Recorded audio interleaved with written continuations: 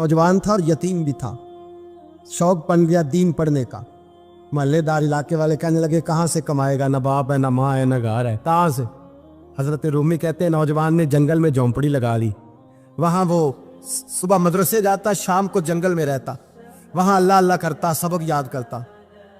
एक दिन बादशाह की बेटी रास्ता भूल गई, जंगल में आई सहेलियों के साथ, बॉडीगार्ड भी साथ थे, पर रास्ता भूल गई। खोती खोती शाम हो गई, ऐसी खोई कि जब रात गहरी हो गई तो आके उस नौजवान के पास रुकी और चिल्लाने लगी। शेर के दौड़ने की आवाज आती है, भेड़िए के बोलने की आवाज आती है। नौजवान अकेला, सहेलियां बिछड़ गई, गार्ड बिछड़ गए। कहने लगी मैं परेशान हूँ, मुझे जगह मिल जाएगी। नौजवान कहता मैंने शहजादी देखी और मुझे भी पता था कि घर एक ही है और आग को अंदर से दरवाजा भी बंद करना पड़ता है, जंगल जानवर भी आ जाते। कहते मेरी छोटी सी कुटिया में, झोंपड़ी में वो आई, रो के कहने लगी सारा कोई नहीं, अगर मैं पीछे निकलूंगी तो भेड़िए खा जाएगा। कहते मैंने उसे जगह दे दी। अकेली औरत, चिराग जल रहा है, सबक याद कर रहा हूँ। मेरे नबी पाक ने फरमाया जहाँ मर्द औरत अकेले हो तीसरा शैतान होता है। और शहजादी, वो बच्चा कहता है सबक याद करता रहा सारी रात। वो बच्ची को कहा सो जा, पर वो कहती है नींद मुझे भी कहाँ आई। ऐसे मौक़ों पर नींद, सारी रात सबक याद करता। थोड़ी थोड़ी देर के बाद चिराग जलता तो उस पर उंगली रखता, हाथ जलता तो पीछे खींचने, फिर दूसरी उंगली रखता, थोड़ी देर के बाद जलता तो खींचने, हाथ सारा जल गया। सुबह किरणें चमकी तो कहने लगा चल निकल जा, दौड़ जा, बस बड़ा सब्र का इम्तिहान हो गया, चली जा। शहजादी बाहर निकली, सिपाही ढूंढ रहे थे। बादशाह खुद जंगल में निकला हुआ था, मेरी बेटी मिल गई। बादशाह तन्हाई में जाके कहने लगा बेटा मैं दुनिया को बताऊंगा कि मेरी बेटी खोई नहीं थी, सिपाही साथ ही थे। ये बड़ा मुश्किल होता है, बेटी तो भूल के भी रात कहीं रह पड़े तो लोग जीने नहीं देते, तो बेटा मुश्किल हो जाएगा मेरे लिए। कहाँ थी? उसने कहा नेक नौजवान के पास। उसने कहा बेटा मैं तो तेरी बात मानूंगा पर दुनिया नहीं मानेगी। अगर उस नौजवान ने किसी को बता दिया कि तू उसके पास थी तो फिर लोग मेरा जीना मुहाल कर देंगे। बेटा मैं मर जाऊंगा, मेरी मजबूरी ये है कि वो कहीं राज ना उगल दे वो नौजवान, उसे कत्ल करना पड़ेगा। औरत ने मिन्नतें की, उस बेटी ने कहा मेरे मौसम को मारोगे, रोई। और वो कहने लगा मैं बादशाह, वो मेरा अपना विकार है, मैं उसको छोड़ नहीं सकता। गिरफ्तार कर लाए सिपाही। वक्त तय हो गया सजा का।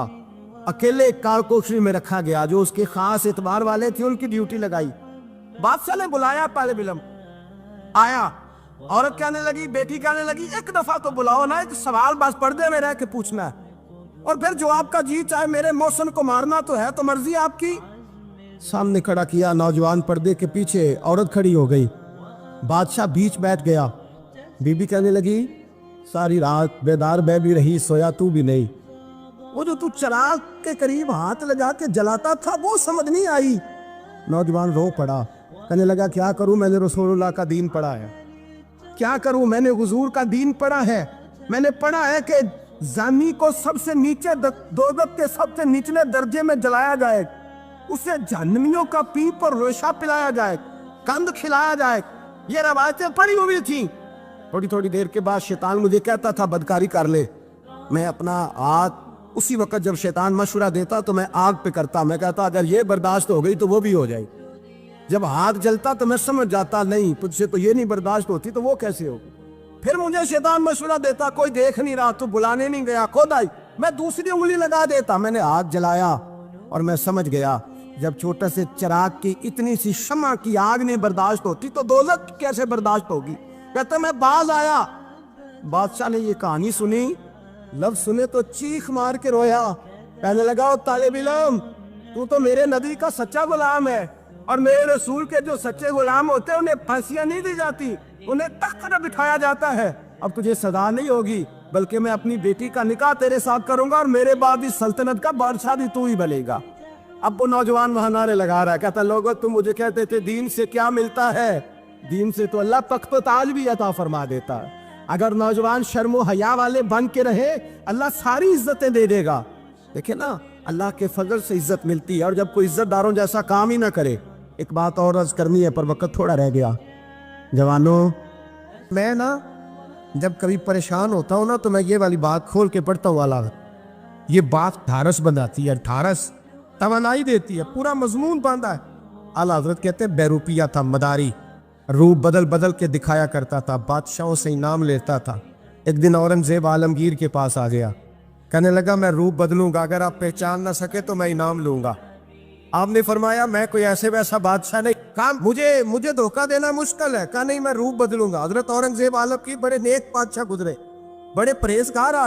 वो बेरूपिया कहने लगा मैं रूप बदलूंगा, आप नहीं पहचान सकेंगे। फरमाया चल जितना तेरे अंदर जोर है लगा ले। हजरत ने ऐलान किया कि मैंने फौजी भर्ती कर दे, 2 माह के बाद टेस्ट होगा। वो 2 महीने दौड़ता रहा, रंग रूप बनाता रहा, आया टेस्ट देने, 2-3 सिपाहियों का इम्तिहान लिया। उसकी बारी आई तो 10 रुपए दिए, कहने लगे तेरे आने जाने का किराया मैंने तुझे पहचान लिया है। कुछ दिनों के बाद जाने लगे सफर पर, तो भिखारी आ गए खैरात मांगने। उसने भी सारे मुंह पर स्याही मार ली, कपड़े फाड़ लिए, सर के बाल मुंडा लिए, पगे तक कटा ली, बदरंग होके आया। कासा आगे किया तो हजरत ने 10 रुपए डाले, कहने लगे तेरे आने जाने का किराया मैंने पहचान लिया है। कुछ दिन गुजरे तो टीचर की जरूरत थी, उसने मूछें बड़ी कर ली, दाढ़ी नकली लगा ली, सर पे जिना कैप पहन ली, एक शेरवानी ले ली और हाथ में छड़ी पकड़ के आया। कहने लगा मैं उस्ताद हूँ, 2-4 बंदों का इम्तिहान लिया, उसकी बारी आई तो 5 रुपए दिए, 10 रुपए दिए, का तेरा किराया मैंने पहचान लिया। 2 साल गुजर गए, वो जब भी आता हजरत पहचान लेते। एक दिन सफर पे जा रहे थे, बहुत बड़ा लश्कर था, जिहाद करने जा रहे थे औरंगजेब आलम जी। तो देखा एक पहाड़ी है, पहाड़ी पे लोग जा भी रहे हैं आ भी रहे। औरंगजेब आलम की पूछने लगे यहाँ क्या है? कहने लगे बाबा जी बैठे हैं दुआ करते हैं, अल्लाह के नेक बंदे हैं। औरंगजेब कहने लगे यार पुराने लोग सारे ही अल्लाह वालों को मानते, ये भी मुसीबत आई है जितनी नहीं आई है, सारे लोग ही मानते। कहने लगे जरा मैं दुआ ना करा लूं, बच्चे काम जा रहा हूँ। औरंगजेब बादशाह थे, बादशाह लोग नाजुक मिजाज होते हैं। घोड़े से उतरे, बड़ी मुश्किल से पहाड़ी पे चढ़े, ऊपर गए तो लाइन लगी है, बाबा जी कार में बैठे। कहने लगे मैंने मिलना, मैं औरंगजेब हूँ। उन्होंने कहा हमारा बाबा उस तरह का पीर नहीं कि अमीर आए तो रंग और हो, गरीब आए तो और हो, यहाँ अगर मिलना है तो लाइन में लग जाओ, सब एक जैसे। अब लाइन में खड़े हो गए, 50 आदमी आगे थे, कहते 51वां नंबर था। थक गया धूप में खड़ा खड़ा। जब मैं पहुंचा गार के दाने तो मैंने बाबा जी के चेहरे पे नजर डाली तो बड़ा नूरानी चेहरा, बड़ी खूबसूरत लबो लहजा। मैंने कहा मेरे जैसा आदमी भी पगड़ी बांध ले तो अच्छा लगने लग जाता है, बड़ा खूबसूरत अंदाज। कहते हो मैं उनके पास अत्ताहियात की हालत में बैठ गया। मैंने कहा हुजूर मैं जा रहा हूँ जिहाद करने, दुआ करना। बुजुर्गों ने हाथ उठाए, अल्लाह इसकी मदद फरमा, दीन को गलबा अता फरमा, इससे दीन का सच्चा पक्का सिपाही बना। फिर थपकी दी, 2-4 नसीहतें निकाल डाली, देखना जुल्म न करना, ज्यादती न करना, जब तू जीत खर न करना, गुरूर न करना, नसीहतें भी कर दी। कहते अब जब मैं उठा तो 2-4 दिनार बतौरे नजराना मुसल्ले के नीचे रखे और उल्टे कदम जब मैं गार से उतरा, उन्होंने रुमाल झाड़ा और उठ के खड़े हो गए। कहने लगे आज नहीं तूने पहचाना, आज नहीं तूने पहचाना, मेरा इनाम बनता है, आज नहीं पहचाना, ला पैसे। औरंगजेब कहने लगा यार तूने याद कर दी, कहाँ चढ़ा कहाँ खड़ा रहा, धूप में थक गया, कमाल कर दी भाई तूने। बता तू क्या लेगा, अब तू जल्दी बता, वो कितने लोग पीछे धूप में खड़े हैं, लश्कर सारा खड़ा है, क्या लेगा? उसने कहा सबसे कीमती हीरे वो है जो तेरे सर के ताज में लगे हुए, मुझे तेरा ताज चाहिए। ओ भाइयों सुनना और याद रखना, मेरे आला हजरत कहते हैं बादशाह ने सर के ऊपर से ताज उतारा, बहरूपिये के कदमों में रखा और कहने लगे ये ले, और ये तो तेरा मांगने पर मैंने दिया है ना, मैं वापस आता हूं तो आना मैं अपनी मर्जी से भी तुझे दूंगा। तूने औरंगजेब जैसे बंदे को धोखा दिया, आना मैं उस वक्त भी दूंगा। वो देख बस बात खत्म हो गई, हद हो गई। देखकर कहते हैं जब मैं पलटा ना वापिस, बहरूपिये ने आवाज दी बादशाह ठहर जा।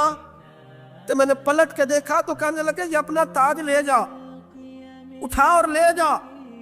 मैंने कहा 2 साल बीत गए तुझे मेहनत करते, आज काबू आया तो ले जाओ। कहने लगा ले जा, मसला समझ में आ गया। मैंने कहा मुझे भी तो समझाना। कहते वो फूट फूट के रोया, उसकी आंखें बरस पड़ी, सैलाब की तरह आंसू बह निकले, तड़पा और रो के कहने लगा बादशाह मैंने झूठ मूठ रसूलुल्लाह की गुलामी इख्तियार की थी, झूठ मूठ की दाढ़ी, झूठ मूठ की पगड़ी, झूठ मूठ का फकर, मैंने झूठ मूठ नबी पाक का लिबास पहना है, तो तेरे जैसे बादशाहों के ताज मेरे कदमों में आ गए हैं। अगर मैं सचमुच रसूलुल्लाह का गुलाम बनूंगा तो अल्लाह क्या कुछ अता फरमाए, अल्लाह कितनी नेमतों से नवाजे। मेरे आला क्या फरमाते हैं, आला हज़रत फरमाते हैं फरिश्ते भी करते हैं ताजीम मेरी। कौन जी?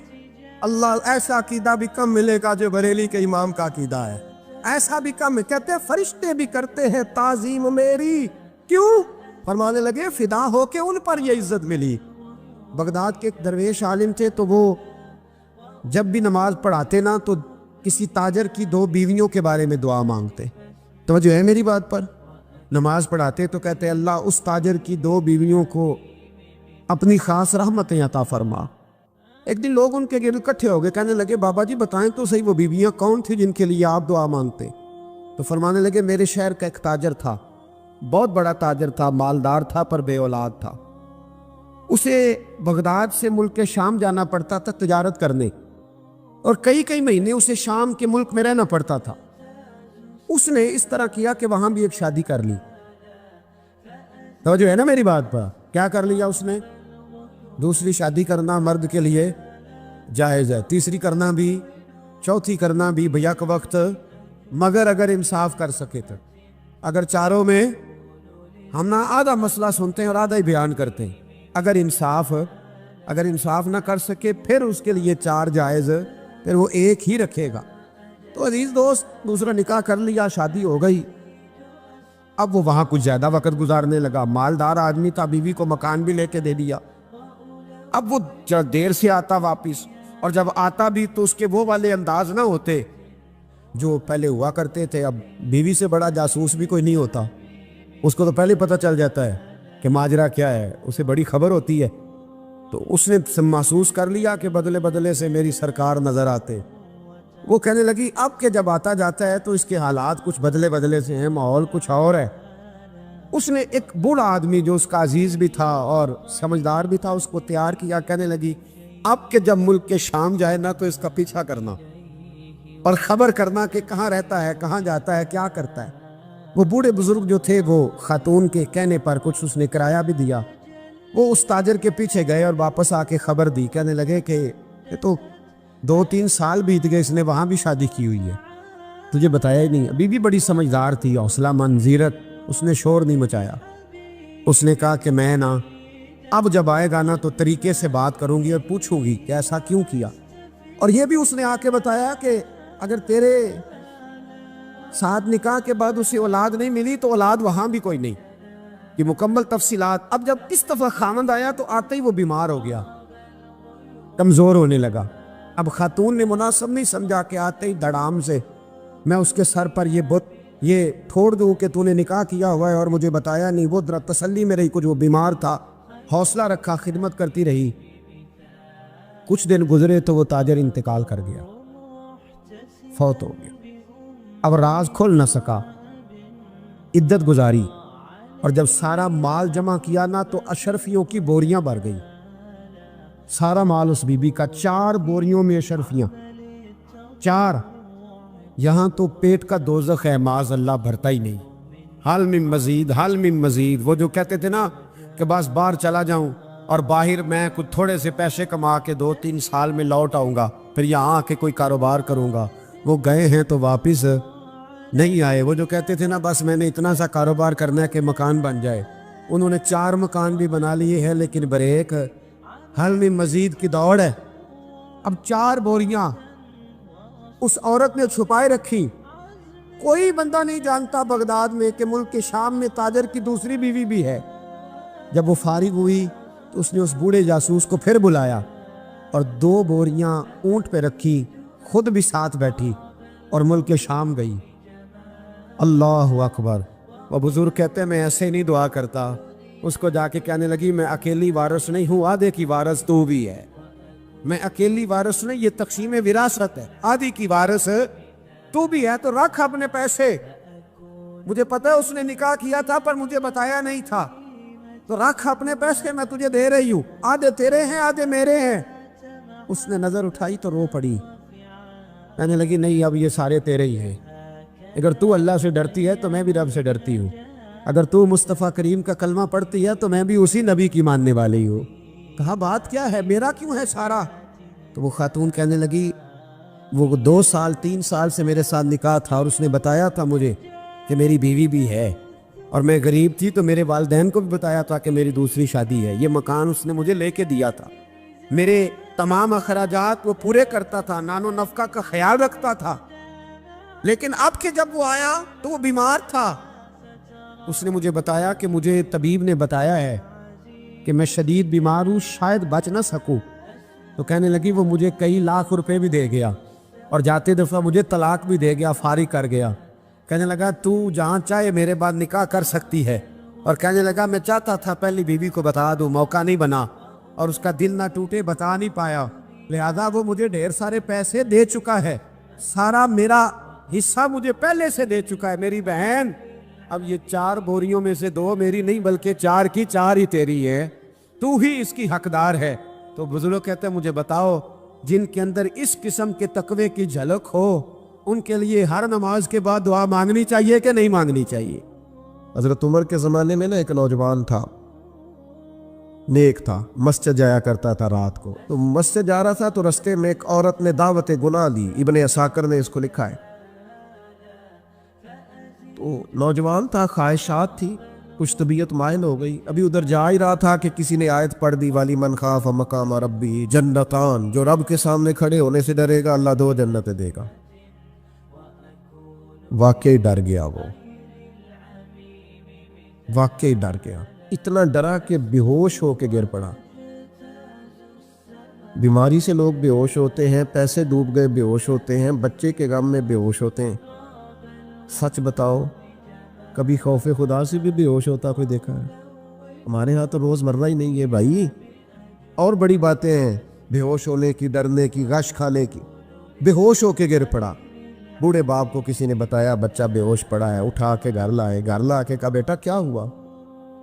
نوجوان ہے، چڑھتی جوانی ہے پر پاکیزہ بڑی ہے۔ کہنے لگا ابا جی گناہ کی طرف چلا گیا تھا پر میں نے آیت سن لی جو اللہ کے سامنے کھڑے ہونے سے ڈرے گا رب 2 جنتیں دے گا، میں ڈر گیا تھا، رب واقعی 2 جنتیں دے گا۔ باپ رو پڑے، ابا جی کی آنکھوں میں آنسو آئے اور کہا پتر اللہ بڑا مہربان ہے، اس کے وعدے سچے ہیں، واقعی 2 جنتیں دے گا۔ اس نے پھر ایک چیخ ماری اور اس طرح کی ماری کہ اس کی روح ہی پرواز کر گئی، روح ہی پرواز کر گئی۔ کشتگان خنجر تسلیم را، عشق کی خنجر سے قتل ہو گئے لوگ۔ صبح حضرت عمر کو پتہ چلا کہ انہوں نے تو رات جنازہ بھی پڑھ دیا، تدفین بھی کر دی۔ جناب عمر فرمانے لگے اتنا نیک نوجوان خوف خدا سے دنیا سے چلا گیا، مجھے کیوں نہیں بلایا میں جنازہ پڑھتا؟ فاروق اعظم فرما رہے ہیں میرا شوق تھا میں اس کا جنازہ پڑھتا۔ کہ حضور